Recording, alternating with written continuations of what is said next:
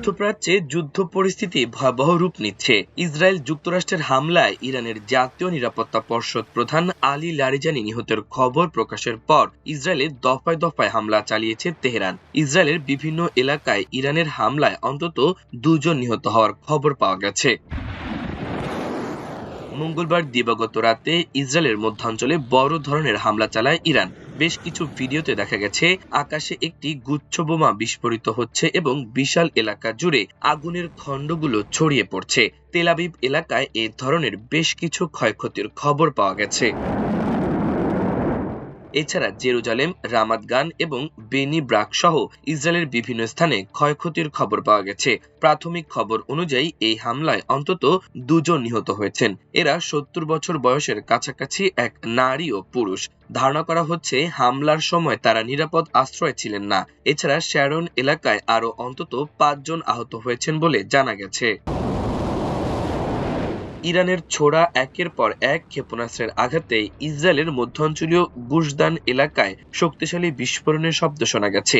Israeli সেনাবাহিনী দেশ জুড়ে ক্ষেপণাস্ত্র হামলার সতর্কতা জারির পর এই বিস্ফোরণের খবর জানায় সংবাদ মাধ্যম চ্যানেল 12। প্রতিবেদনে বলা হয়েছে ইরানের ছোড়া অন্তত একটি ক্ষেপণাস্ত্র প্রতিহত করা হয়েছে।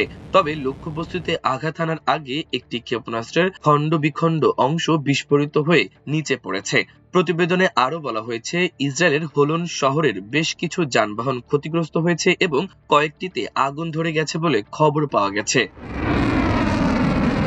ইসলামিক বিপ্লবী গার্ড কর্পস আইআরজিসি দাবি করেছে তারা ইসরায়েলের প্রাণকেন্দ্র তেল আবিবে বিধ্বংসী ক্ষেপণাস্ত্র হামলা চালিয়েছে।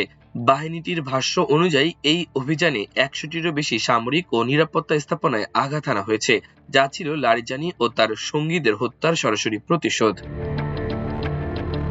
ইরানের ফার্স নিউজ এজেন্সিতে প্রচারিত বিবৃতিতে বলা হয়, ইসরায়েলের বহুস্তর বিশিষ্ট ও অত্যাধুনিক প্রতিরক্ষা ব্যবস্থা কার্যত ভেঙে পড়েছে। ফলে আমাদের ক্ষেপণাস্ত্রগুলো নির্ভুলভাবে লক্ষ্যবস্তুতে আঘাত এনেছে। এই হামলায় খুররামশার 4, কাদর, এমাদ ও খাইবার শেকান ইরানের সবচেয়ে শক্তিশালী দূরপাল্লার ক্ষেপণাস্ত্র ব্যবহার করা হয়েছে বলে জানানো হয়। এদিকে আলী লারিজানি নিহত হওয়ার ঘটনায় চূড়ান্ত ও অনুশোচনাযোগ্য প্রতিশোধ নেওয়ার অঙ্গীকার করেছে ইরানের সেনাপ্রধান আমির হাতামি। এক বিবৃতিতে আমির হাতামি বলেন, সুপ্রিম ন্যাশনাল সিকিউরিটি কাউন্সিলের সেক্রেটারিকে হত্যার ঘটনায় ইরানের প্রতিক্রিয়া হবে চূড়ান্ত ও অনুশোচনাযোগ্য। মাল্টিমিডিয়া ডেস্ক, আমার দেশ।